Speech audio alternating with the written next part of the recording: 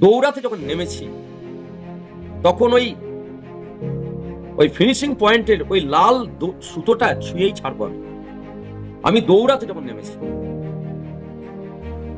এই ছুঁয়েই ছাড়বো আমি, ওই ছুঁয়েই দেখাবো আমি, তারপর ঘুমিয়ে গেলাম।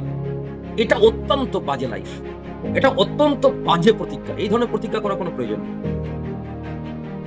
ওটা ছুঁয়েই ছাড়বো আমি, এবং একেবারে আমি শুরু করে দিলাম প্রচন্ড ভাবে অনুশীলন। সেই তখন থেকেই প্রতিজ্ঞা কত কত হয়, যেমন প্রতিজ্ঞার কোনো মূল্য নেই। আমি স্বপ্ন দেখছি ওই ফিনিশিং পয়েন্টে আমি লাল দড়িটা ছুঁয়ে দেবো, ব্যাস। একটা দিবা স্বপ্ন দেখলাম, তারপর আবার ঘুমালাম, নিয়ে আবার একটা স্বপ্ন দেখলাম, পরদিনে 10টায় উঠলাম। এরকম প্রতিজ্ঞার কোনো মূল্যই নেই। তোমাকে প্রতিদিন সেই প্রতিজ্ঞাকে পালন করতে হবে তোমাকে অনুশীলনের মধ্য দিয়ে। প্রতিদিন প্রতিজ্ঞাকে তোমাকে অনুশীলনের মধ্য দিয়ে সম্মান দিতে হবে। আমি প্রত্যেককে বলবো যে গাছে যখন উঠেছি, নেট নামক এই 10টা ডালওয়ালা গাছে যখন উঠেছি, তখন এই 10টা ডালকে অতিক্রম করে আমি মগ ডালে উঠে ছাড়ব।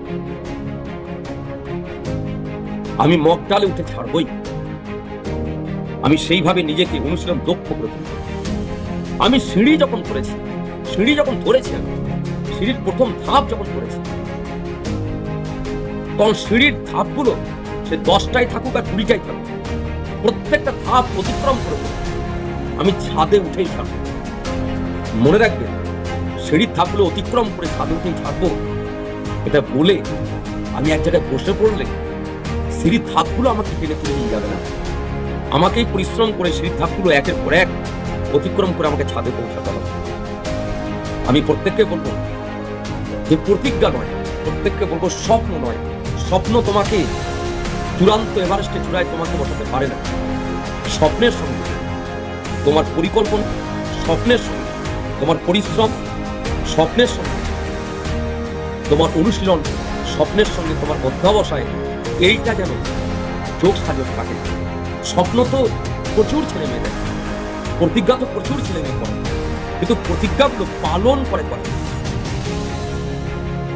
আমার প্রত্যেকের প্রতি অনুরোধ যে তোমরা সেই প্রতিজ্ঞা পালন করো।